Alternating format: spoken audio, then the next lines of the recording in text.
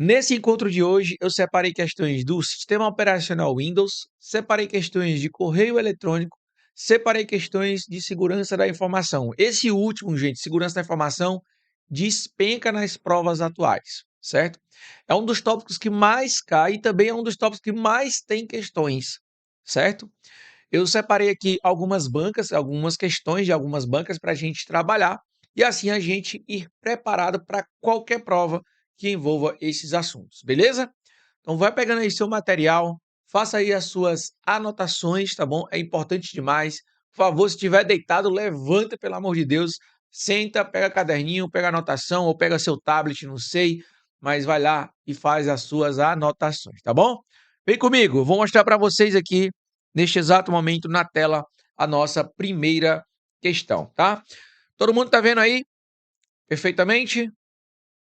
Vamos então para a nossa primeira questão, que fala o seguinte: Pedro, assistente em administração, estava trabalhando no sistema Windows 11. Olha só, qual é o sistema que ele está trabalhando, Pedro? No sistema Windows 11, beleza?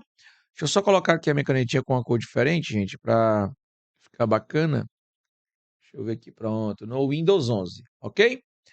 Em uma tarefa que exigia a captura de várias imagens da tela, certo? Para isso, ele utilizou a tecla Print Screen. Bom, só para deixar bem claro, no seu celular você também consegue fazer print da tela. Todo mundo sabe que é print, né, gente? Bater foto da nossa tela, certo? No computador também dá para fazer isso. E existe uma tecla chamada de Print Screen, certo? Só que o que eu quero destacar para vocês, na sua prova pode também aparecer apenas assim, ó, PRT SCN.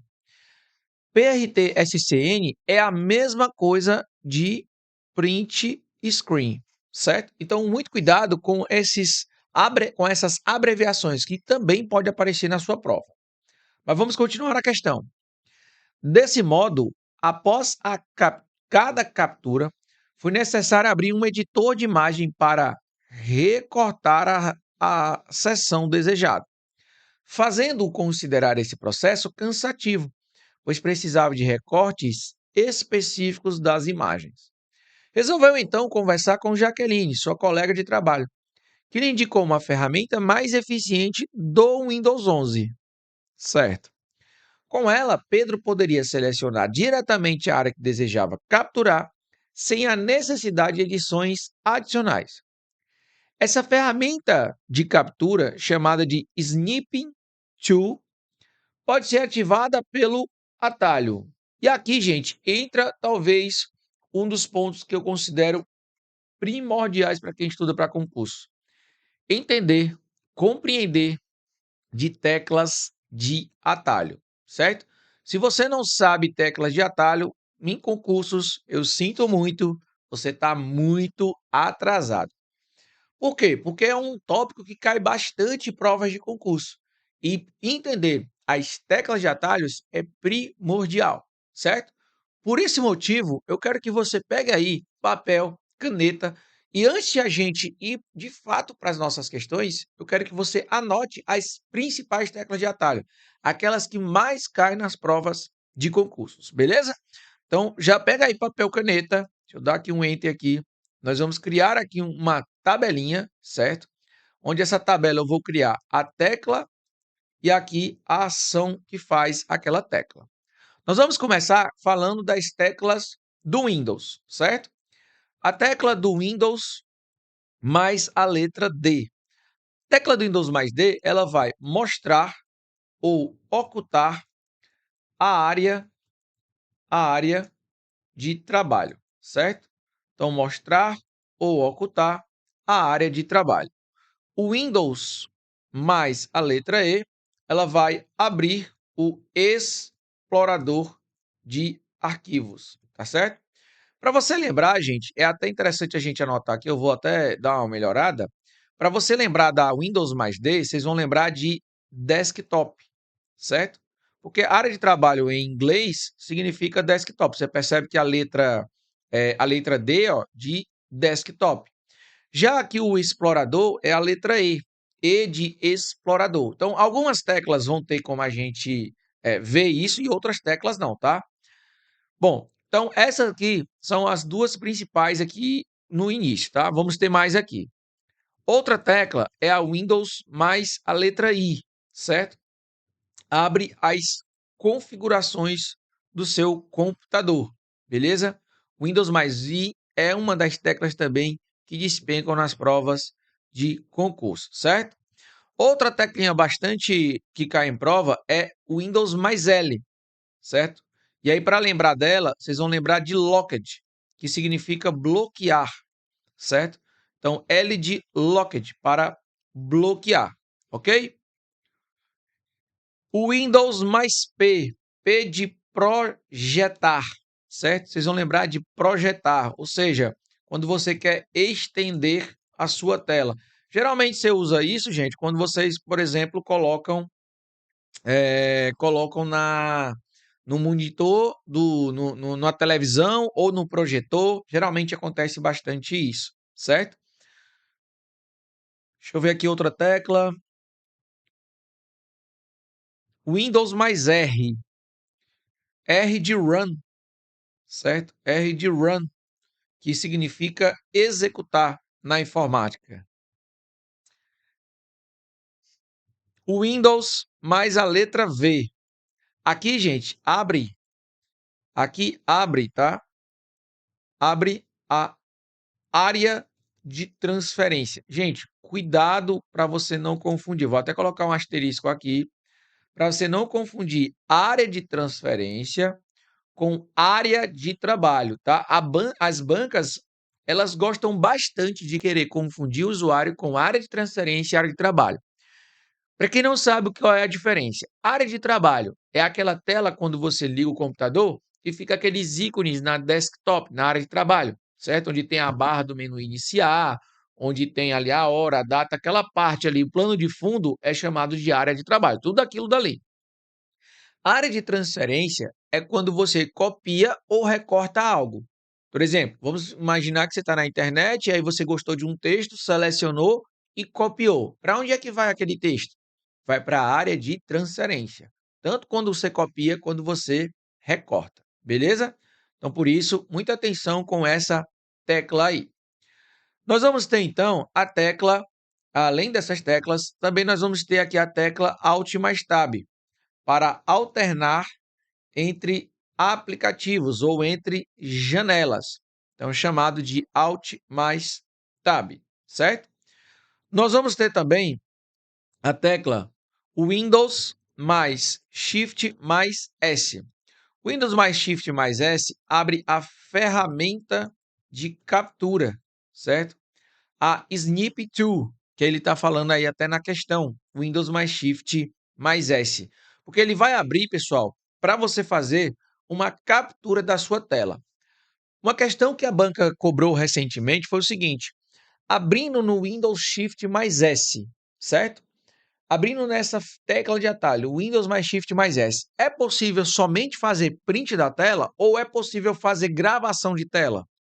E aqui, galera, você consegue também fazer gravação de tela no sistema operacional Windows 11. Preste bem atenção, no Windows 11. Tudo bem, pessoal?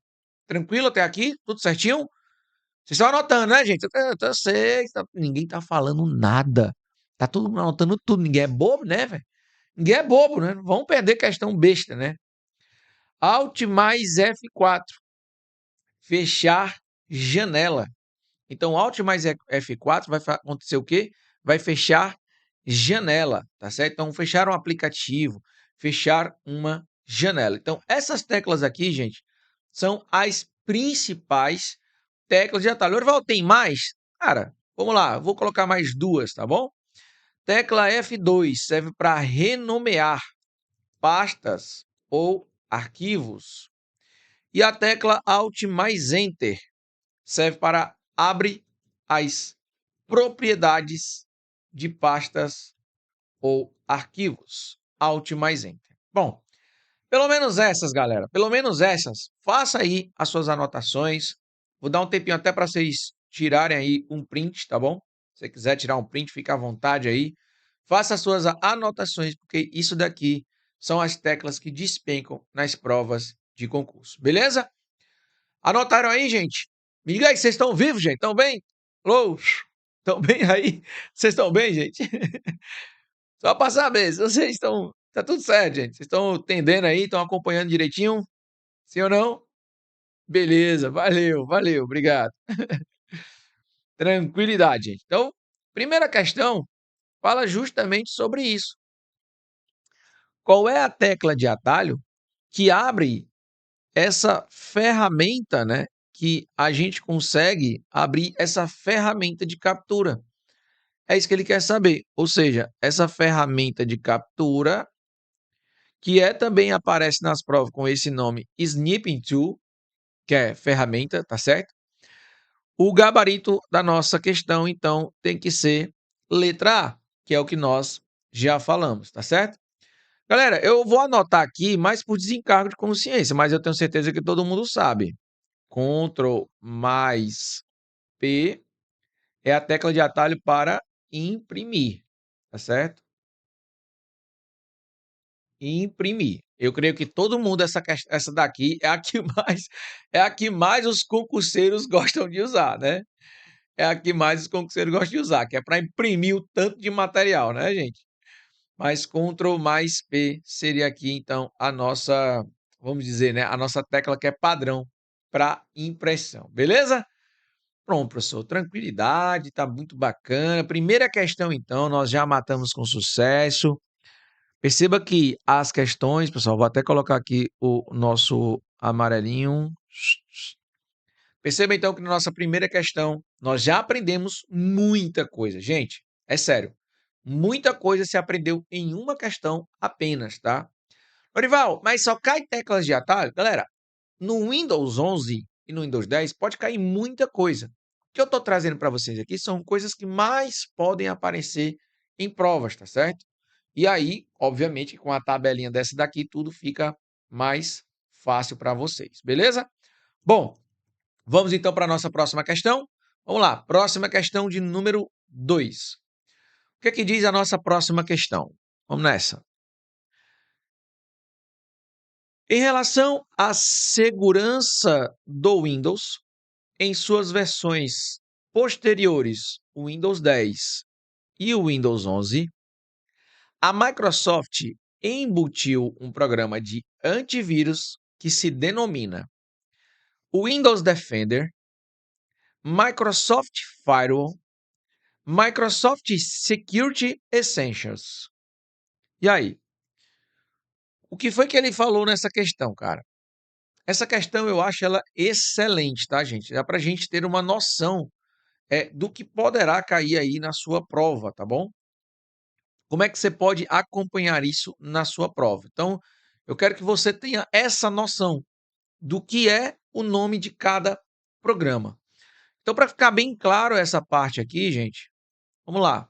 Deixa eu anotar para vocês. A tecla de atalho, aliás, perdão, o programa antivírus,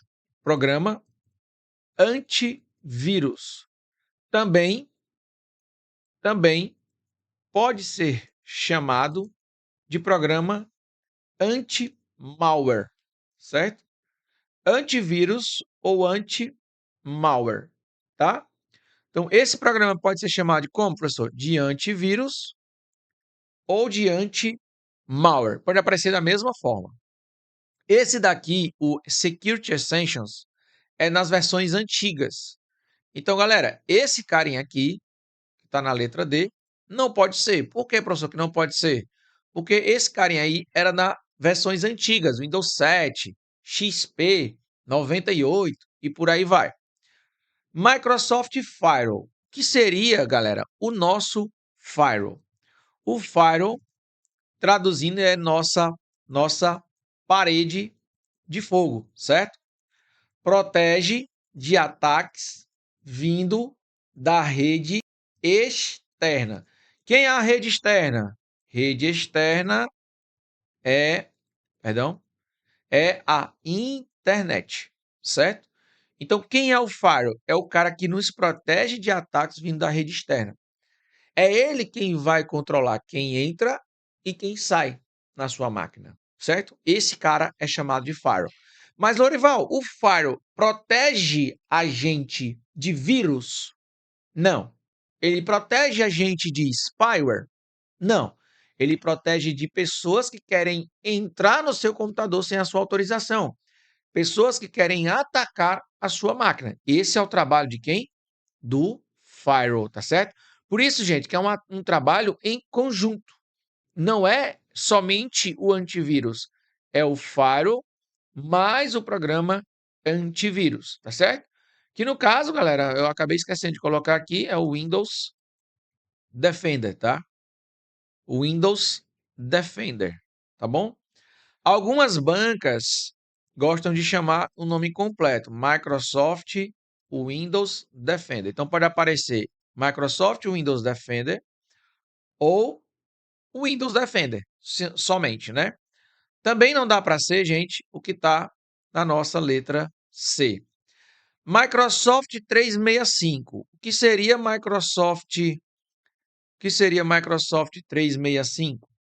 Microsoft 365 é uma suíte de escritório, certo? Ficou faltando ali, é para ser Microsoft Office 365. Quem é o Microsoft Office 365? Programas de texto, planilhas e apresentações. Exemplo, Word, Excel e PowerPoint. Então, o Microsoft 365 aqui ele está meio incompleto. Deveria aparecer assim, Microsoft Office 365. Então, a letra B, galera, não pode ser aqui a nossa alternativa, beleza? Sobrando, então, quem, professor? Sobrando apenas o que está na letra A, que é o quê? Que é justamente o Windows Defender. Beleza, gente? Tranquilidade, gabarito, então, letra A. Fui claro, senhores? Fui claro aí no entendimento? Ficou fácil a questão? Foi desmembrada, como a gente fala, né? A gente conseguiu trabalhar bem aqui a questão, sim ou não? Eu espero que sim, tá, gente? Ó, assunto que é bem comum cair sobre segurança. Perceba que, além das teclas de atalho, essa parte também de entender o nome dos programas é super importante. Vamos para a próxima. Vamos lá. Próxima questão. Questão de número 3. Essa vai exigir um pouquinho mais, tá, gente? Essa vai exigir um pouquinho mais. Deixa eu colocar aqui mais para cá um pouquinho.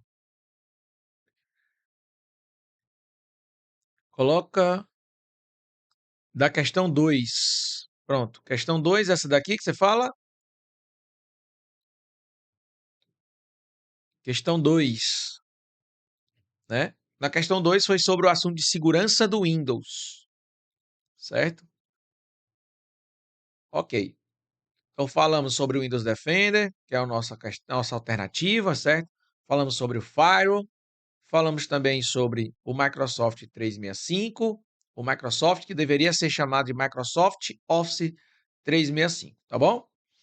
Beleza, vamos para a nossa próxima questão, questão de número 3, que diz a questão de número 3. Vamos lá. O sistema operacional, o Windows 11, facilita muito a vida do usuário com a vida do usuário. Com ele, é possível criar diversos arquivos ou pastas. Pronto, top. Inclusive, como é que eu faço para criar um arquivo em uma pasta? Se fosse você, eu anotava isso daqui, tá?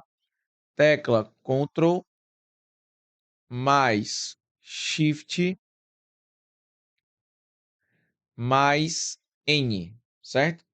Tecla Ctrl mais Shift mais N. Isso aqui despenca nas provas de concurso, certo? Mas vamos lá. Ao se utilizar o software do Windows Explorer, que já vem instalado com o sistema operacional, e aí eu quero saber de vocês, galera. Vocês que estão me assistindo agora, que vocês que estavam me assistindo, estão, na verdade, se ele perguntasse qual é a tecla de atalho para abrir o Windows Explorer, nós falamos nesse instante aqui. Qual seria a tecla? Vê se vocês lembram. Nós falamos nesse instante.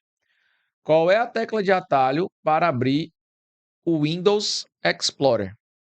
Qual que é a tecla de atalho? Vocês lembram? A tecla de atalho é o Windows mais, lembra do Explorer? Então, o Windows mais E, beleza? O Windows mais a letra E abre o explorador de arquivos. Nós acabamos de ver sobre isso, tá, gente? Vamos lá, vamos continuar.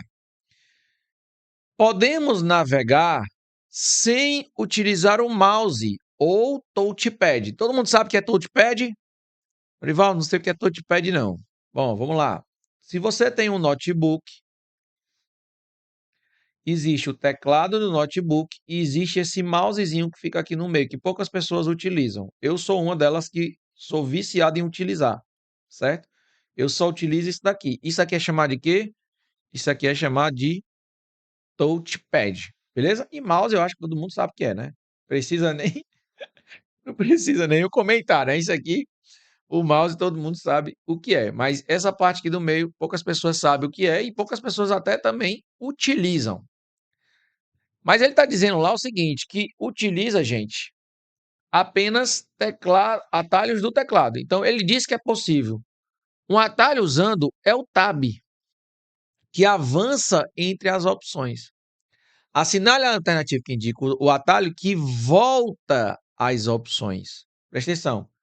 O Tab, ele vai para frente, selecionando as opções, só que existe uma tecla que volta às opções. Vamos lá. Qual seria essa tecla? É isso que ele quer saber, certo? É isso que ele quer saber. Bom, vamos nessa. A tecla do logotipo do Windows mais Tab. Você vai anotar aí. O Windows mais Tab abre o que nós chamamos de visão de tarefas. Visão de tarefas. Tab mais traço. Tab mais traço não vai ter aqui uma ação, podemos dizer assim, uma ação que de fato existe, tá? Nós podemos afirmar, galera, olha, se eu apertar só Tab mais traço, não vai acontecer nada. Tecla do logotipo do Windows mais seta para a esquerda. O que acontece? Quando você aperta a tecla do logotipo do Windows mais seta para a esquerda, o que vai acontecer? Se você tiver uma janela aberta no seu computador, ele vai querer puxar essa janela para a esquerda. Então, aí no seu computador, por exemplo, vou dar aqui um exemplo, vamos pegar aqui um exemplo, o seguinte, pegar exemplo aqui, um notebook, certo? Aí você tem aqui a tela do seu computador aberta. O que vai acontecer? Ele vai pegar a tela e vai colocar na esquerda, a janela na esquerda. Então, o Windows mais seta para a esquerda vai ajustar a janela para a esquerda. Shift mais Tab. Bom, Shift mais Tab é justamente aqui o nosso gabarito, certo? Preste atenção. O Shift mais Tab, ele faz justamente isso, gente. Ele volta. Perceba, o Tab, perceba que ele falou, o Tab avança. E o Shift mais Tab, ele volta, certo? Então anote aí, anote isso daí. Anote. Tab avança. Shift mais Tab volta. Beleza? Shift mais Tab volta. Lorival, mas volta o quê? Avança o quê? Que eu não entendi. Volta e avança.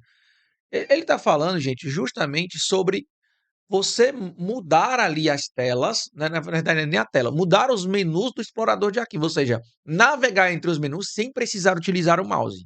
É isso que ele está falando, certo? Então, existem várias partes no explorador de arquivos e ele quer que você fique navegando entre o explorador de arquivos e ele quer saber como é que você faz para navegar sem usar o mouse. Aí você pode usar a tecla Tab ou a tecla Shift mais Tab, beleza? Deixa eu só colocar aqui esse negócio em português Brasil, já tá me enchendo o saco aqui. Beleza, ok. Então, Tab avança, Shift mais Tab volta. Foi claro, senhores? E perceba, mais uma vez, Mesmo sendo uma questão de uma banca diferente, cai o assunto de teclas de atalho. Ou seja, assunto de tecla de atalho envolvendo o sistema operacional despenca na prova. Então você, concurseiro, tem que estar, esperto e ligado com essas teclas de atalho. Eu já separei as principais, tá bom? Essa daqui da questão de número 3, ela não é aquela questão que aparece muito, certo? Mas aí, apareceu uma vez, talvez nunca mais apareça. Mas eu trouxe para vocês entenderem que volta e meia elas trazem questões que fogem do contexto, fogem do padrão, mas é uma volta e meia mesmo, tá? Por isso que é importante na informática, como ela é gigante, entender principalmente aquelas padrões que eu mostrei para vocês. Beleza? Bom, entendido perfeitamente, questão de número 3, vamos para a questão de número 4. Deixa eu dar um enter aqui e vamos para 4. Mais um pouquinho. Foi. Questão de número 4 diz o seguinte, gente. O programa do Windows, essa aqui eu acho que todo mundo vai acertar. Eu tenho certeza absoluta.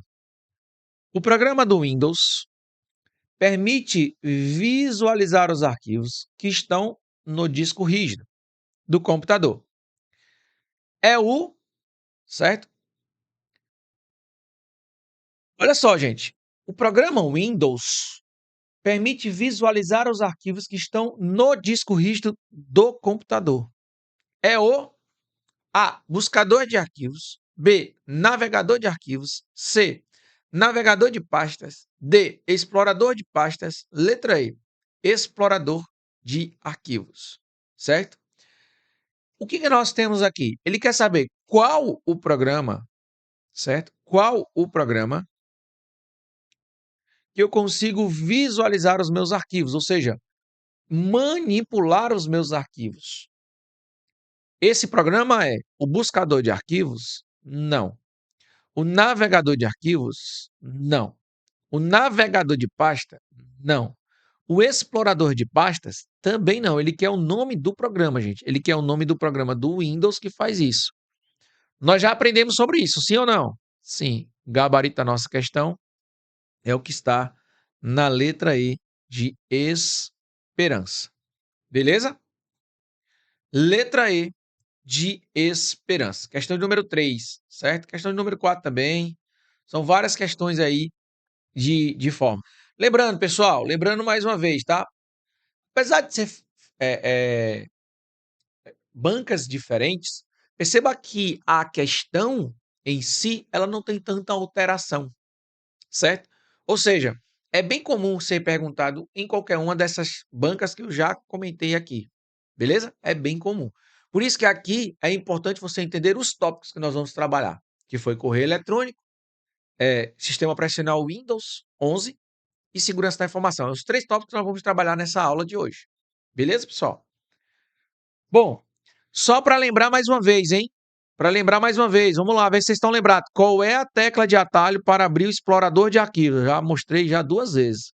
Qual era a tecla de atalho para abrir o explorador de arquivos? Todo mundo lembra?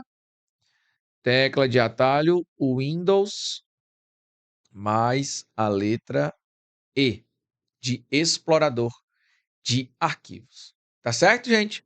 Bacana. Vamos lá. Se perguntasse para você o seguinte, vamos aprender um pouco mais com a questão. Quem é a pasta raiz? Pasta raiz no Windows. Quem é a pasta raiz no Windows? Vocês sabem me dizer, gente, quem é a pasta raiz no Windows? Se viesse essa questão, a pasta raiz no Windows, gente, é C, dois pontos, contra barra. Essa é a pasta raiz no Windows. É onde inicia tudo, beleza? Então, se fosse você, anotava aí, pasta raiz no Windows. Que é justamente, pessoal, onde você vê dentro do explorador de arquivos. Dentro do explorador de arquivos, você consegue ver as pastas, certo? Beleza. Agora vamos imaginar a seguinte situação que também pode cair na sua prova. Presta atenção. Você tem um arquivo aqui em MP3. Todo mundo sabe o que é MP3? É um áudio, né? Você tem um arquivo em MP3, certo? Beleza. Você quer pegar esse arquivo e jogar dentro de um pendrive que você acabou de plugar no seu computador. Se o arquivo MP3 está no seu computador, significa que ele está na unidade C, dois pontos. Já o seu pendrive, gente, ele recebe uma outra letra. Ele recebe uma letra, vamos dar aqui como exemplo o D, dois pontos, contra barra. O que acontece se você clicar nesse arquivo MP3, arrastar e colocar dentro do pendrive? Ele vai mover ou vai copiar? E aí? Ele move ou vai copiar? Mover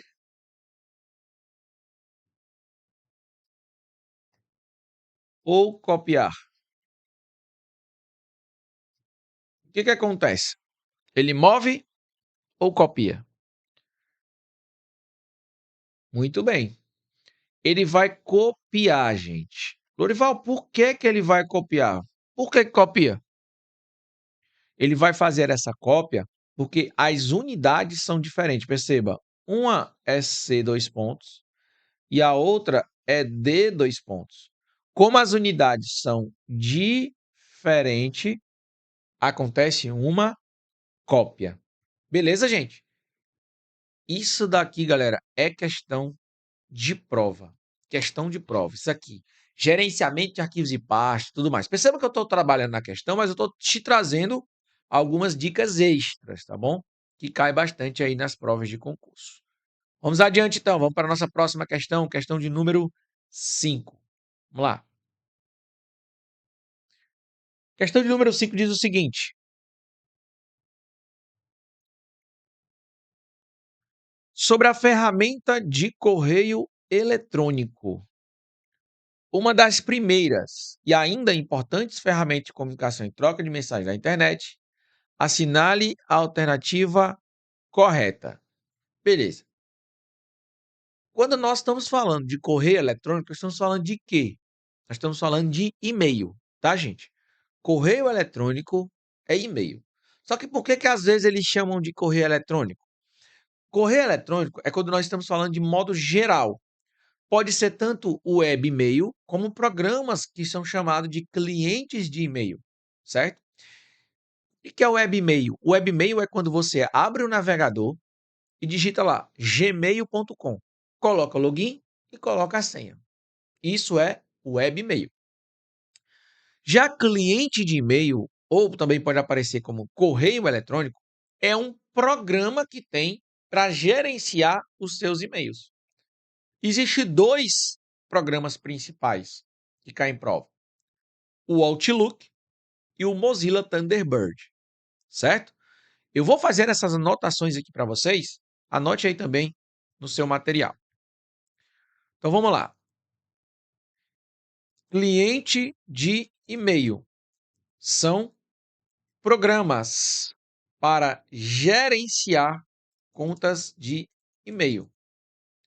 Exemplo: Microsoft Outlook e Mozilla Thunderbird. Webmail. E-mail acessado via navegador web. Quando você acessa o seu e-mail. Exemplo: Gmail, Outlook, Yahoo, Ball. Quem é que tem Ball ainda aí hoje? Eita, meu, eu me lembro que eu tinha um Ball, ó. Ave Maria. Eu me lembro que eu tinha Ball. Ninguém vai dizer, né? Que para não dizer a idade, né? Ninguém vai falar, obviamente. Então, clientes de e-mail são esses, pessoal. Já o webmail são esses outros aqui. Fechou, pessoal? Tranquilidade. E aí, a gente volta aqui para a questão. Ele quer saber sobre a ferramenta de correio eletrônico. Certo. Aí a letra A atrás. O seu endereço eletrônico funciona como uma caixa postal virtual para o usuário, contendo o formato protocolo.domínio, por exemplo, www.josemariaadv.com.br. Tá errado, né, gente? Tá errado isso aí. Por quê? Por que tá errado? Porque ele está falando aí de uma URL, certo? E-mail, deixa eu colocar até aqui em outra cor. E-mail utiliza nome ponto do ponto usuário arroba nome do domínio .com, certo? Então perceba que tem o nome do usuário e nome do caminho. O e-mail, para ser certo, precisa ser utilizado dessa forma. Isso aqui que ele escreveu, José Maria ADV, isso daí que ele está escrevendo, gente, é uma URL, certo? Chamado de URL, ok? Então, o que ele escreveu é chamado de URL. B, é ferramenta do tipo síncrona. Gente, vamos lá. Vamos entender sobre isso daqui. Ferramenta do tipo síncrona, né? E aí a resposta nossa é claro que está errada. O e-mail é síncrona? Professor, não sei nem o que raios é síncrona. Tá, então vamos lá. Síncrona, de sincronia, ao vivo. Assíncrona, gravado. Ou cada um no seu momento. Então, por exemplo, uma ligação por voz ou vídeo no celular, ela é considerado síncrona. Já a síncrona, gente, é quando é gravado e cada um no seu momento. Por exemplo, e-mail. Você envia e o outro não precisa estar conectado para ter que receber o e-mail. Então ele vê no momento dele e você vê no seu momento. Essa é a diferença. Por exemplo, quem está assistindo essa aula aqui ao vivo está vivendo comigo no modo síncrono, ou seja, sincronia. Quem vai assistir esta aula gravada vai assistir no modo assíncrono. Perfeito, pessoal? Tranquilidade, né? C. As mensagens enviadas devem estar no formato de texto simples, pois os protocolos de e-mail não suportam mídia que não seja texto. Você está querendo me dizer que no e-mail eu não consigo enviar imagem? Você está querendo me dizer que no e-mail eu não consigo formatar? Está incorreto, né, gente? A gente consegue formatar um texto no e-mail? Sim. Consegue adicionar uma imagem no e-mail? Sim. Consegue sim. Então, essa letra C não faz sentido, né? Letra C aqui não faz sentido. D. Enviar uma mensagem para vários usuários utilizando o campo CCO, evita que cada um que receba a mensagem não veja quem também recebeu. Essa aqui é para a gente parar e aprender um pouco mais. Isso aí que ele está falando é chamado de cabeçalho do e-mail. O que tem no cabeçalho do e-mail? O cabeçalho do e-mail nós vamos ter o DI, que é considerado ali o remetente, o para, que é considerado ali o destinatário, o CC, que é considerado o destinatário com cópia, presta atenção, por isso que é CC, ó, com cópia. E o CCO, que é o mesmo, que é o destinatário que vai ter a cópia porém vai ficar oculta, certo? Então, isso aqui é chamado de quê? Chamado de cabeçalho do e-mail. O de é quem está enviando a mensagem.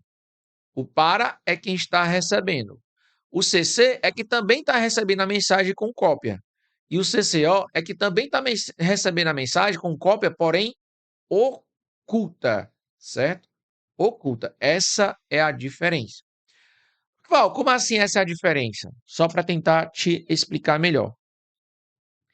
Quem está em para não consegue ver quem está em CCO. Quem está em concópia não consegue ver quem está em concópia oculta, certo?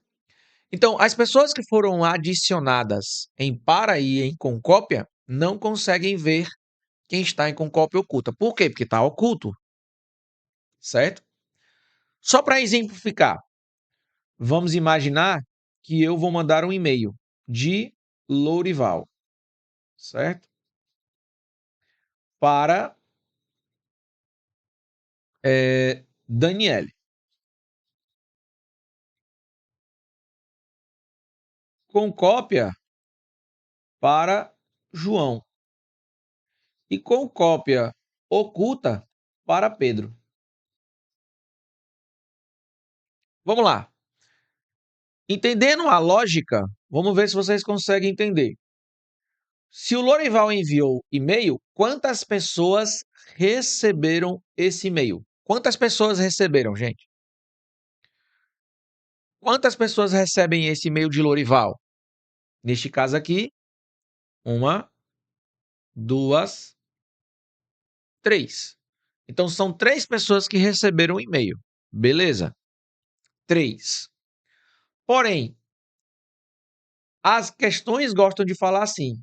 Daniele consegue ver que foi enviado e-mail também para Pedro.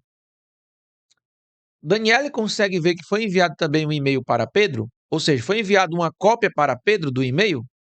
A Daniele consegue ver? Daniele não consegue ver. Por que Daniele não consegue ver, gente? Porque Pedro está em com cópia oculta. Então, ele não fica visível nem para Daniele, nem para João. Quem consegue ver é somente o Lorival, que enviou a mensagem para ele. Porém, os demais não sabem que foi enviado uma cópia oculta para Pedro. Isso aqui, gente, é questão de prova certo. Você entender sobre o cabeçalho de e-mail, quem recebe, quem não recebe, é mega, hiper, super importante, certo? Bom, que é justamente o que fala aí a nossa questão da letra D. A letra D, gente, fala justamente sobre você entender o que é cada um desses cabeçalhos, certo? Cada um desses cabeçalhos. Portanto, o gabarito correto da nossa questão é o que está na letra D de Deus. Fechou? Então, portanto, gabarito letra D de Deus. Já a letra E, vamos só dar uma pincelada na letra E. O campo assunto leva os endereços dos demais usuários que receberam a mesma mensagem. Falso. Falso. O campo assunto fica o assunto, certo? E se você não colocar nenhum assunto, vai assim, ó, sem assunto. Beleza? Então não tem nada a ver em relação a aparecer os endereços das pessoas no assunto. Foi claro, senhores? Portanto, gabarito confirmando aqui para vocês é o que está na nossa letra D de Deus. Pessoal, até aqui tudo certinho? Beleza? Podemos dar continuidade? Tudo certinho, gente? Tá dando para aprender? Tá dando para acompanhar? Sim, né? Massa. Muito bom. Vamos para a nossa próxima questão e eu quero que essa próxima questão, a questão de número 6, vocês corrijam aí no material de vocês o gabarito, tá bom? Vamos lá, questão de número 6. A questão de número 6 diz assim. Olha que bacana essa questão aqui, gente. O programa criado pela Microsoft para envio, recebimento, gerenciamento de quê? De e-mails é conhecido como... Acabei de falar sobre isso daqui, né, gente?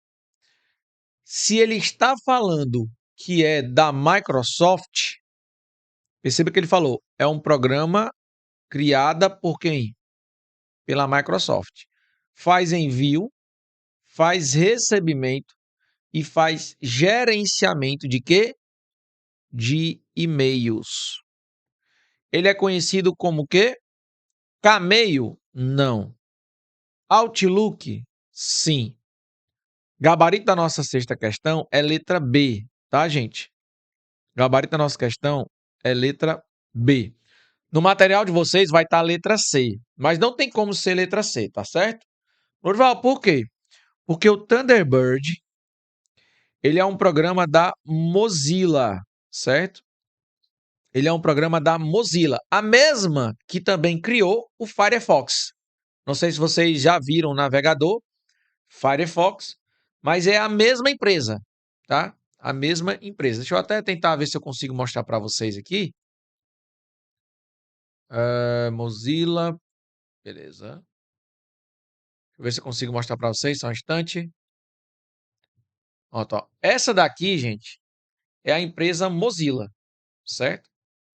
A empresa Mozilla tem o navegador Firefox. E ela também tem o programa Thunderbird, que é o programa de e-mail, certo? É também da Mozilla, ok? E também eles têm o Firefox, que é o programa de navegação na internet. Beleza? Então, esses são os programas que fazem parte da Mozilla. Mozilla é essa empresa aqui, gente, que vocês estão vendo, ó. Mozilla. Ok? Então, se ele falou Microsoft, presta atenção, se ele falou Microsoft, é claro que não pode ser a letra C, né? É claro que não pode ser a letra C, certo? Também não vai ser a letra D, porque ele quer o nome do programa criado pela Microsoft. E o nome do programa criado pela Microsoft é Outlook. Beleza? Top demais. Vamos para o próximo tópico. A próxima questão, gente, deixa eu colocar aqui mais para baixo. A próxima questão, ela vai falar justamente no que nós acabamos de falar sobre o assunto de e-mail. Vamos ver se vocês estão ligados. Eu quero que vocês participem aí comigo. No Windows 11, em relação ao uso de um cliente de e-mail do Outlook, a opção de destinatário, na qual a pessoa que recebe o e-mail não consegue visualizar quem mais recebeu uma cópia. É conhecido como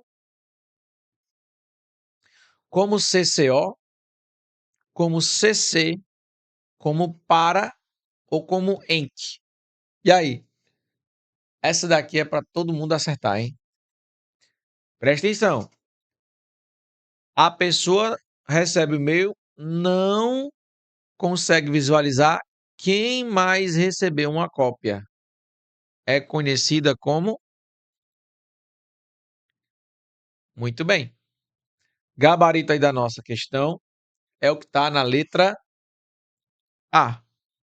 CCO, não é não, gente? Nós acabamos de ver, né? CCO. Bem fácil. Nada meu Deus do céu, coisa de outro mundo. Bem fácil. CCO. Beleza?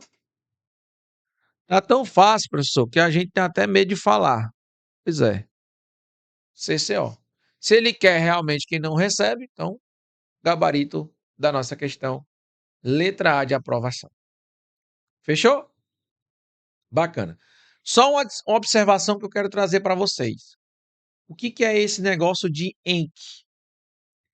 Toda vez que você vê isso daqui lá no assunto, certo? Lá no assunto do e-mail, você vê a palavra ENC ou vê as letras FWD, o que é que isso significa? ENC FWD significa que é encaminhar. É quando alguém pegou um e-mail e encaminhou para outra pessoa. Ou seja, vamos imaginar que a Iranita, ela recebeu um e-mail.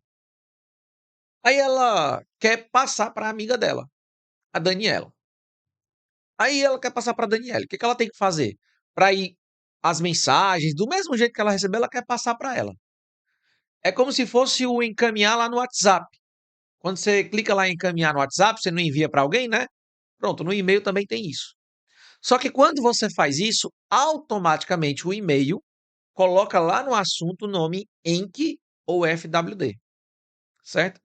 Por isso que lá no assunto vai aparecer assim, o assunto FWD, certo? 2 pontos e na frente vem o nome do assunto. Então, toda vez que você vê FWD ou VENC, significa que esse e-mail foi encaminhado de um outro e-mail que você já recebeu. Massa, né, gente? Bacana demais, professor. Vamos adiante, gente. Vamos para a nossa próxima questão. Deixa eu só ajustar aqui. Só um instante para me ajustar aqui da melhor forma, que a questão acabou ficando doida. Perdão. Cadê a questão? Bora, vai dar certo. Pronto. Deixa eu só ajustar aqui, gente, que a questão acabou saindo dos conformes. Foi. Vamos lá. Questão de número 8. Estando na tela do software de correio eletrônico, Thunderbird Mozilla versão 102.15.1, 64 bits, um notebook com Windows 11, um auxiliar administrativo clicou em uma guia na barra de menu, o que resultou no surgimento de uma janela de diálogo na tela, mostrada na figura a seguir. Olha só, galera. A Márcia falou, professor, o senhor fala de uma forma tão simples, parece. É tão tranquilo, tão simples, que a gente até desconfia, né? Bem interessante. Vamos lá. Então vamos só entender. Estando no software de correio eletrônico Thunderbird, quem é Thunderbird? É o programa de correio eletrônico. De quem? Da Mozilla. Certo. Nessa versão, que aí não vai entender, não vai impactar em nada aqui, no Windows 11, que também não vai impactar nada aqui, ele clicou em uma guia da barra de menu. Pronto, essa daqui seria uma questão difícil. Por que seria difícil? Porque você teria que ter o programa, teria que trabalhar o programa para saber o que tem dentro desse, ao clicar nesse menu. Aí ele diz que clicou em uma guia, ou seja, em um menu, que resultou no surgimento de uma janela de diálogo na tela. Ou seja, que janela? Essa janela aqui. Ao clicar na guia do menu, apareceu essa janela aqui. Ele quer saber qual foi o menu, então, que apareceu. Aí perceba que ele falou, ó, barra de ferramentas, layout, pastas, densidade, zoom, tamanho da fonte, painel hoje, agenda, tarefas, ordenar por, tópicos, cabeçalho, formatar mensagem, exibir anexos, reparar, código-fonte. Eu vou abrir só o programa aqui para vocês terem noção, para vocês verem aqui como é que está atualmente o programa do Thunderbird, certo? Deixa eu abrir aqui para vocês. Só um instante. Estou abrindo aqui o programa. Pronto. Esse daqui é o programa, certo? Ele falou que aquilo dali, gente, apareceu. Ó, para aquilo dali aparecer que ele falou, barra de ferramentas, layout, pastas, densidade, zoom, tamanho da fonte, ordenar por, tópicos, cabeçalhos, formatar com imagem, exibir anexo. Ele quer saber em qual menu ele criou. Qual menu ele clicou, perdão. Foi no arquivo? Foi no editar? Foi no exibir? Foi em ir? Foi em mensagem? Foi em ferramenta? Ou foi em ajuda? Então ele quer saber, o menu que ele clicou foi no menu exibir. E aí, para ficar claro, lembra aí, exibir anexos na mensagem. Toda vez que você vê esse nome, exibir anexos na mensagem, está dentro da guia exibir. Dava para matar a questão apenas sabendo desse detalhe aqui, certo? Mas é claro, é uma questão difícil, tá, gente? Gabarito da nossa questão, letra A, exibir, certo? Exibir. Não tem como ser as outras, tá? Só lembrando aí, esse é o nosso programa do Mozilla Thunderbird. Thunderbird. Vamos fazer o seguinte, vamos anotar. Vamos anotar. Pronto, essa questão, né? Vamos lá, deixa eu abrir novamente aqui. Tem algumas pessoas que não estão compreendendo bacana sobre essa questão. Vamos lá, deixa eu novamente mostrar aqui. O que ele está querendo aqui, Dani, é o seguinte. O que ele está querendo, deixa eu só esquecer isso aqui. O que ele está querendo aqui é o seguinte. Ele quer que você diga... justamente. O que ele quer saber é o que é que tem dentro desse menu. Ele mostrou a janela, perceba, ele mostrou essa janela, não foi? Ele mostrou essa janela toda. Ele quer saber onde foi que ele clicou para aparecer essa janela. Pronto, resumindo é isso. Onde foi que o usuário clicou para aparecer essa janela? Aí ele perguntou, foi no menu exibir? Foi no menu editar? Foi no menu eventos? Foi no menu ferramentas? Vamos lá. Quais são os menus que tem? Arquivo, editar, exibir, ir, mensagem, ferramenta e ajuda, certo? Então, basicamente, ele quer saber onde foi que eu cliquei para abrir essas informações que vocês estão vendo aqui, certo?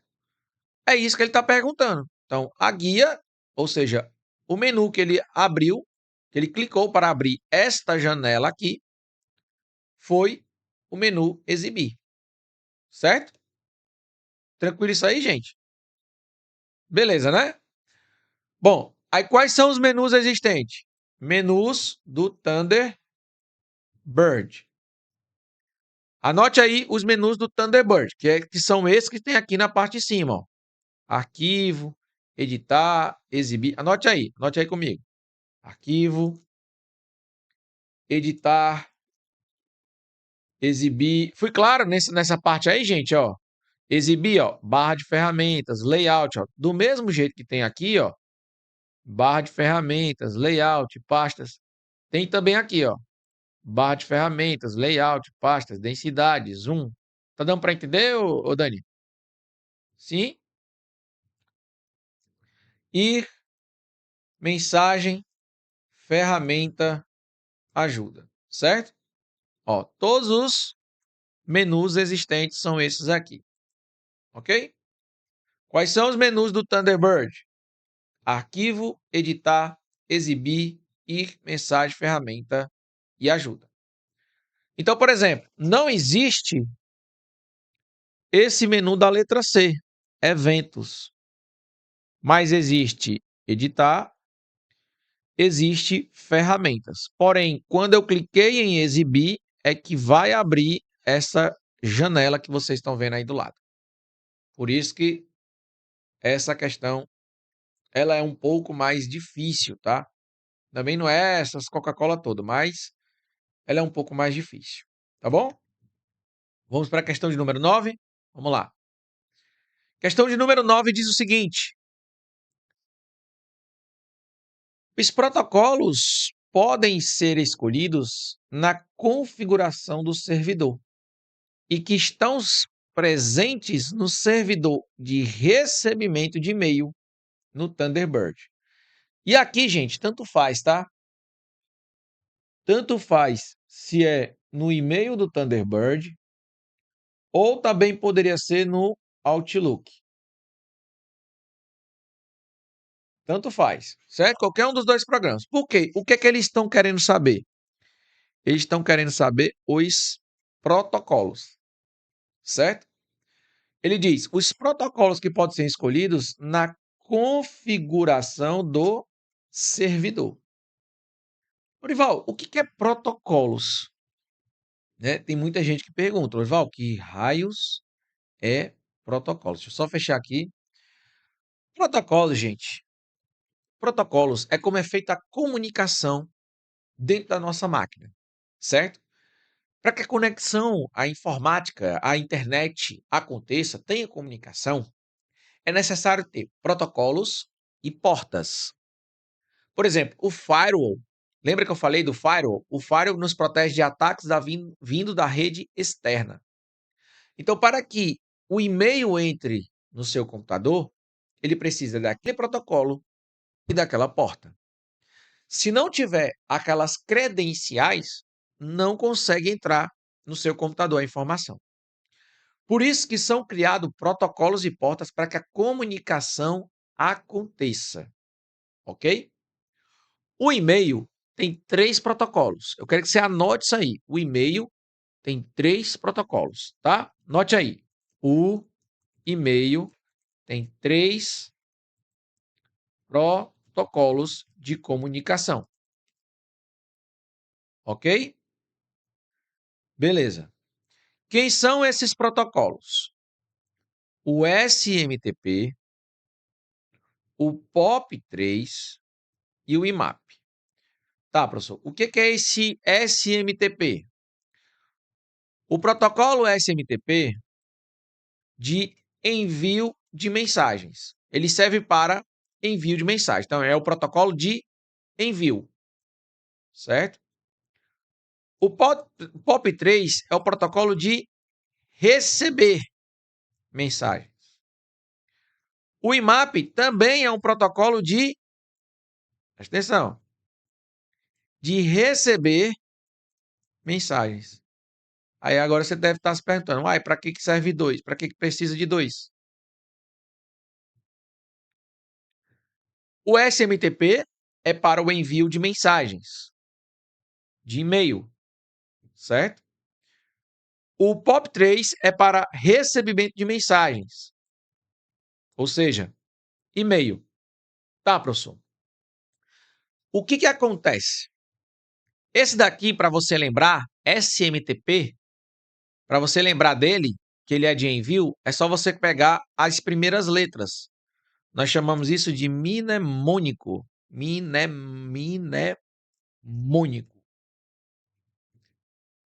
Lembra, sua mensagem está partindo. Lembra disso aqui, ó. Sua mensagem está partindo, certo? Mnemônico, para você lembrar que o SMTP é de envio, é só colocar sua mensagem está partindo. Então, quem é esse cara? É o protocolo SMTP, beleza? Ok, já esse outro é o protocolo POP3 e esse outro aqui é o protocolo IMAP. Todos eles são usados para receber. Certo, professor? Mas aí vem uma pequena dúvida. Por que existe 2 de recebimento e só 1 de envio? O POP3 é o protocolo mais antigo e ele não sincroniza. O IMAP é o protocolo mais atual e ele sincroniza. Olha a diferença. Esse aqui não sincroniza e esse daqui sincroniza. Orival, como assim? Sincroniza, não sincroniza? Vamos lá. Se você configurar o seu programa de e-mail para receber mensagem no POP3, o que vai acontecer? Quando você baixar a mensagem no seu computador, ele automaticamente exclui do servidor. E aí você não consegue ver pelo celular, só vai conseguir ver naquele computador que você baixou. Olha que interessante. Interessante, né, gente?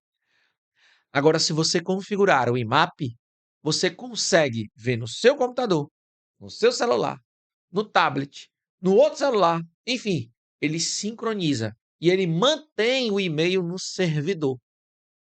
Foi claro, senhores? Por isso que existem os dois. Um não sincroniza e o outro sincroniza.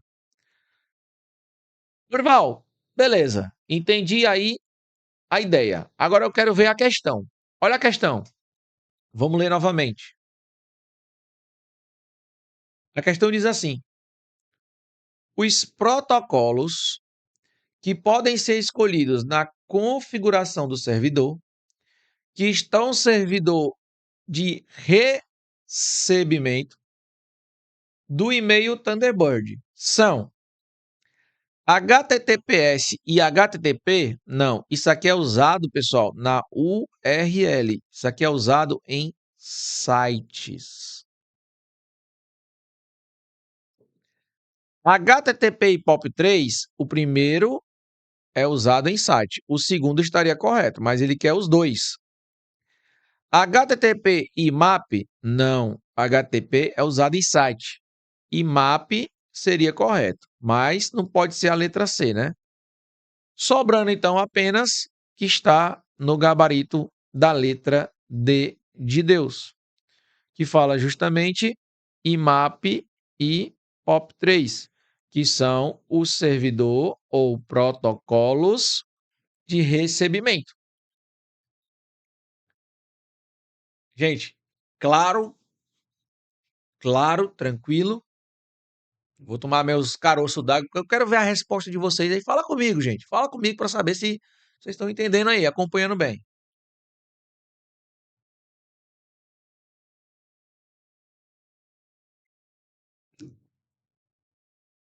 Beleza, né? Ok. Questão então de número 9. Nós matamos com sucesso. Professor, isso aí faz parte do correio eletrônico? Isso. Faz parte do assunto de correio eletrônico, de e-mail. Tá certo? Questão então de número 9. Matamos com sucesso. Vamos para a questão de número 10. Essa 10 aqui é maravilha. Pense numa questão maravilhosa. Vamos lá. Questão de número 10 diz o seguinte: é muito difícil a questão de número 9? Olha, eu não acho. Talvez por não conhecer, você ali no começo da questão achou difícil. Mas depois que você viu, aprendeu o que é cada um, eu não considero difícil. Sem falar que essas questões aqui, desses protocolos, caem muito em prova. Então, por cair muito em prova, é algo que já virou fácil, certo? Já virou fácil. Mas eu entendo, se você não conhece, você nunca viu, está vendo isso pela primeira vez na vida, eu compreendo perfeitamente que parece ser um negócio bem difícil. Mas não é essas Coca-Cola todas não, tá, gente? Isso aqui é considerado fácil para intermediário, podemos dizer assim. Porque depois que você conhece, fica normal. Mas enfim, compreendo perfeitamente aí a sua colocação. Vamos para a próxima. Considere a imagem abaixo extraída de ferramentas de envio de e-mails do Google. Gente, quem é o programa de e-mails do Google? O Gmail, certo? O Gmail. Bacana. Essa aba aqui que vocês estão vendo é uma aba que aparece quando vocês estão enviando uma mensagem de e-mail no Gmail, certo? A questão quer saber, ao acionar o item indicado pela seta, ou seja, esse daqui, ó, o usuário terá acesso à opção de A. Inserir um link na mensagem. B. Alternar a mensagem para modo confidencial. Não, gente, modo confidencial seria esse daqui, ó. Certo? C. Anexar uma imagem em formato JPEG ou GIF. Anexar seria este outro aqui. Inserir uma assinatura personalizada na mensagem. A assinatura é aqui. Ou seja, não pode ser nem B, nem C, nem D. Sendo assim, gabarito da nossa questão, letra A de aprovação, certo? A de aprovação. Inserir um link na mensagem. Então, por exemplo, ó, vou dar aqui um exemplo, tá? Imagina assim, ó. Para acessar meu site, clique aqui. Vocês já viram sobre isso? Clique aqui. O clique aqui é justamente clicado por este ícone, que a gente que no Word também tem, que é chamado de link, ó. Certo? A gente coloca o site, vou colocar aqui o do Google, só para exemplificar, e perceba que ele ficou em azul, ó. Para acessar meu site, clique aqui. Isso é um link que você pode adicionar também no e-mail do Gmail. Beleza? Próxima questão. Questão de número 11. Vamos lá. O usuário percebe que o e-mail dele foi aberto e visualizado por um colega sem sua autorização. A propriedade da segurança da informação que foi violado nesse procedimento é. Nós vamos entrar agora no assunto de segurança da informação, tá bom? Primeiro ponto que você tem que entender é que existem os princípios básicos da segurança da informação. Quem são os princípios básicos da segurança da informação? Você sabe dizer quais são? Quantos são? Quem são? E o que é cada um? Ih, professor, sei não. Beleza. Hoje você vai sair desse encontro aprendendo sobre quem são esses princípios básicos da segurança da informação. Então anota aí. Princípios, coloca assim, ó. Princípios básicos da segurança da informação. Certo? Quem são os princípios básicos da segurança da informação? Você vai anotar da seguinte forma. Ó. Deixa eu dar mais um zoom aqui. Você vai anotar da seguinte forma. Você vai pegar e vai escrever as letras CID. E do outro lado, você vai escrever as letras DICA. Por quê, professor? Porque pode ser considerado, gente, pode ser considerado 3 ou pode ser considerado 4 os princípios básicos. Então, 4 ou 3. Tá, mas quem são os princípios básicos? Vamos lá. Quem são os princípios básicos? Primeiro, confidencialidade.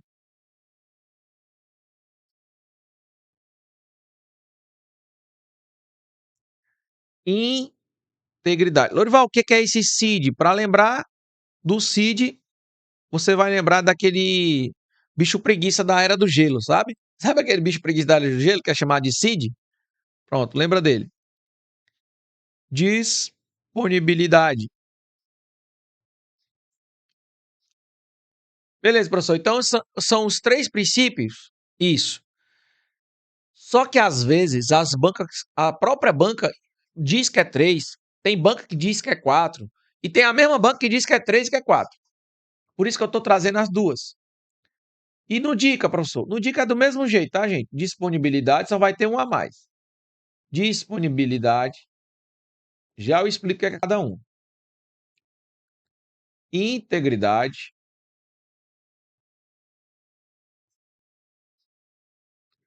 confidencialidade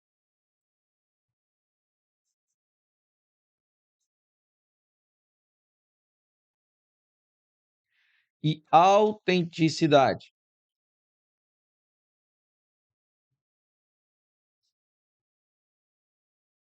Autenticidade. certo? Confidencialidade, integridade, disponibilidade. Beleza, lembra do CID. E o outro mnemônico é dica. Fica fácil, né, gente? Você lembrar. Tá, mas o que significa cada um? Eu vou começar do lado direito, ali onde tem os quadros, que aí a gente já vê todos de uma vez. Disponibilidade, certo? O que é disponibilidade? Disponibilidade é algo estar sempre disponível quando você precisar. Vamos dar um exemplo. Você foi acessar o seu e-mail, Gmail. E aí, quando você entrou no seu e-mail Gmail para pegar um documento importante, o e-mail estava fora do ar. Isso pode acontecer? Não. Neste caso, está ferindo o princípio da disponibilidade. Foi claro? Simples. Na hora que você precisou acessar, não estava funcionando. Não estava, estava com algum problema que você não conseguia acessar. Então, isso é chamado de disponibilidade. Se não está funcionando, não estou conseguindo acessar, então fere o princípio da disponibilidade. Integridade. Vamos para o segundo. Ó, integridade. Então, primeiro nós já falamos que é disponibilidade. Vamos falar agora de integridade. Integridade é quando a informação ela não foi alterada sem a minha autorização. Aliás, é quando ela foi alterada sem a minha autorização. Vou dar um exemplo. Eu mandei a palavra olá para Daniela. Só que alguém interceptou a minha mensagem e, ao invés de ter a palavra olá, foi a palavra oi. O que aconteceu aqui? Teve uma interceptação, uma mudança e onde era a palavra olá, agora ficou a palavra oi. Teve mudança sem a minha autorização? Sim. Fere o princípio da integridade da informação. O próximo é a confidencialidade. Confidencialidade, que também pode aparecer na sua prova com o nome de sigilo, é muito utilizado para você colocar login e senha. Por exemplo, a Daniele pode passar o e-mail dela para mim, beleza, mas eu consigo ver as mensagens da Daniele? Não. Para mim ver as mensagens da Daniele, eu teria que ter a senha da Daniele. Tá dando para entender, né, gente? Confidencialidade é ser visto somente por quem tem autorização. Por isso que é chamado de confidencialidade. Então, se a partir do momento que alguém invade o e-mail da Daniele e consegue ver as mensagens da Daniele sem a autorização dela, quebra o princípio da confidencialidade. E por último, autenticidade. Autenticidade, autenticar, vocês vão lembrar de cartório. Quando você vai no cartório levar um documento e vai pedir uma autenticação, é justamente isso. Autenticar é confirmar que você é você mesmo. Por isso que ele fala, ó, é necessário autenticar, quer dizer, confirmar se você é você mesmo. E precisa de um cartório para fazer essa autenticação, para confirmação de que você é você mesmo, ou seja, fazendo a autenticação. Então, prova que você é quem diz ser. Exemplo, o Pix, hoje em dia, tem uma assinatura eletrônica. Você coloca lá a sua senha. Para você mandar o Pix para alguém, é necessário você colocar a sua senha. Aquilo dali é uma autenticidade. Ele prova que é você, porque aquela senha você não passa para todo mundo. Pensa comigo, né? Aquela senha que você vai mandar o Pix, né, e colocar a senha para confirmar que é você. Isso ali é chamado de autenticidade. Foi claro, senhores? Eu acho que mais limpo do que isso, né? Só dois isso. Sei lá, sei nem falar. Mas voltando para a questão, vamos ver o que a questão está nos solicitando. A questão falou: o usuário percebe que um e-mail dele foi aberto e visualizado por um colega sem sua autorização. A propriedade de segurança, ou seja, o princípio da segurança da informação que foi violado nesse procedimento é integridade, confidencialidade, autenticação, disponibilidade ou criptografia. E aí, senhores? Claro, né, galera? Foi quebrado o princípio da confidencialidade, né? Perceba, o usuário percebeu que o e-mail foi aberto, foi visualizado por um colega e olha o que ele diz na frente.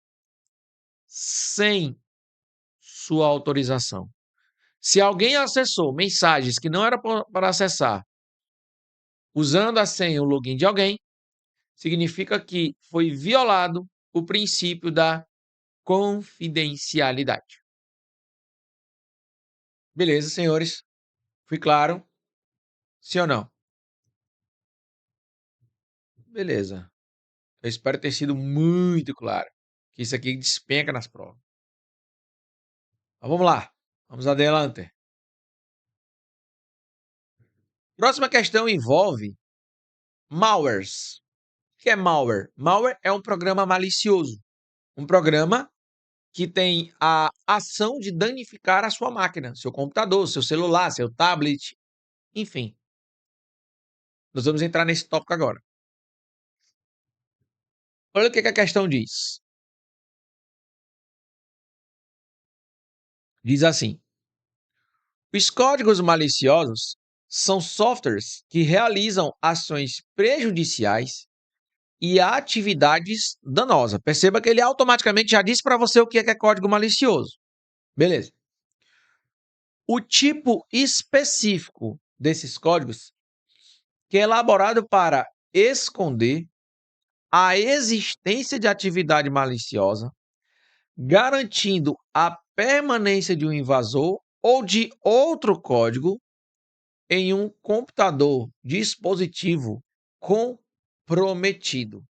É botnet, rootkit, worm ou trojan. E aí, galera? Bom, vamos lá. Malwares, códigos maliciosos ou programas maliciosos, certo? Existem vários programas maliciosos. São eles: vírus, worms, trojans, spyware, keylogger, screenlogger, adware. Deixa eu ver aqui, tem mais. Rootkit, botnet. Deixa eu ver aqui outro. Tem o scareware também, que é outro que cai bastante em prova. Bom, esses são os principais. Mas o que você tem que entender? O que é uma botnet? Uma rede de computadores zumbis. O que é isso? Controlados por um atacante para desferir ataques na rede. Pronto, vamos deixar assim para ficar mais tranquilo. Então, o que é um botnet? É uma rede de computadores zumbis que são controlados por um atacante para desferir ataques na rede. O que é um rootkit? Um conjunto de programas e técnicas que esconde a presença de atividades maliciosas e garante a permanência de um invasor, ou seja, de um hacker no seu computador. Então, o rootkit é isso. O worm, programa que se replica automaticamente na rede, por isso que ele é chamado de verme, e que é chamado de verme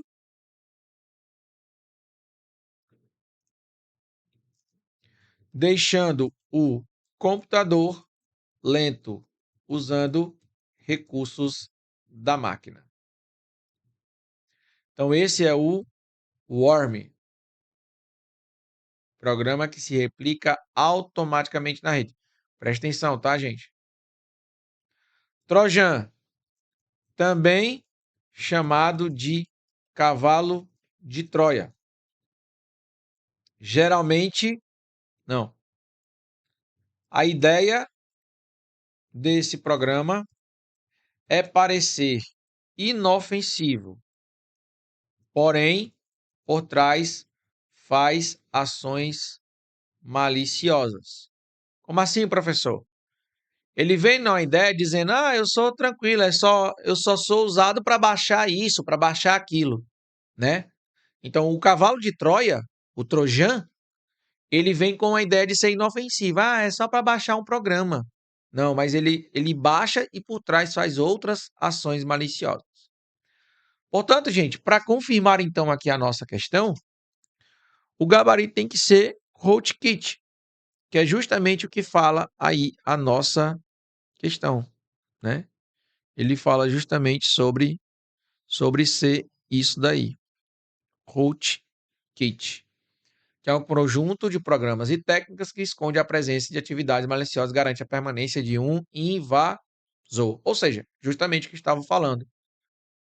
Falou em permanência de um invasor. Falou em esconder a existência de atividades maliciosas. Nós estamos falando desses carinhas aí.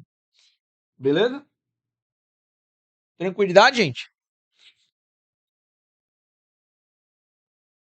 Muito bom, né, galera?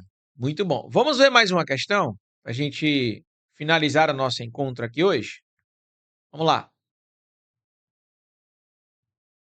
Um malware que, ao infectar o computador, produz múltiplos anúncios. Olha o que ele está dizendo. Ó. O que ele produz? Múltiplos anúncios não autorizados. Então, como é que é o nome desse programa malicioso? Vamos lá. Esse programa aí, gente, que ele está mencionando, ele é um programa do tipo espião. Só que ele é uma categoria de espião, mas tem um outro nome. Porque o programa espião existe de várias formas. Existe ele com o nome de Keylogger. O que é um programa Keylogger? Captura teclas. Ou seja, captura o que você digita. Certo? Tem também o programa Screen Logger. Screen Logger. O que faz o Screen Logger? Captura, captura a tela, certo? Ou pode aparecer na sua prova também como captura o cursor. O que é cursor, professor? A setinha do mouse.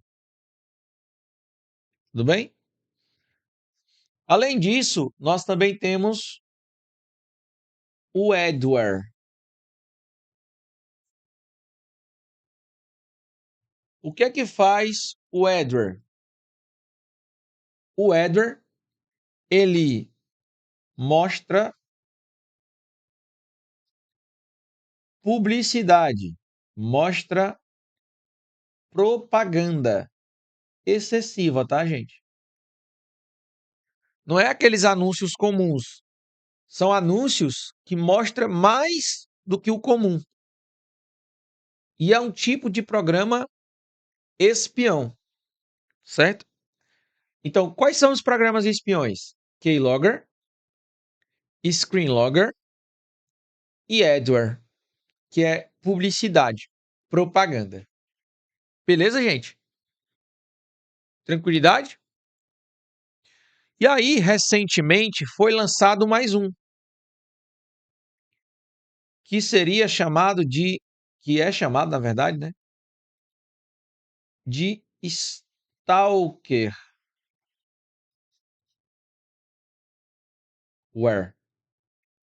O que é Stalkerware? É espionar o usuário.